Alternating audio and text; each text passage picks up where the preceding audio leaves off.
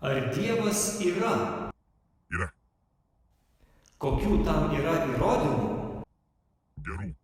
Kas yra Jėzus? Tas, kaip prieš tai sakei. Ar Biblija yra patikima? Taip. Jei Dievas yra geras ir visagalis, kodėl pasaulyje tiek skausmo ir kančios?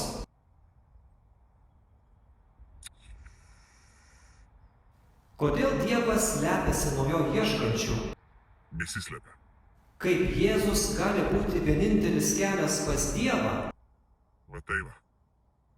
Ar tikėjimas ir mokslas suderinami? Vienareikšmiškai. Ar Dievas gali sukurti tokį akmenį, kurio negalėtų pakelti? Ar tu gali paklausti tokį klausimą, kuris savo pats neprieštarautų? Kas sukūrė Dievą? Gerai. Aš bandžiau, nuoširdžiai bandžiau. Gerai, sėkmės, viso.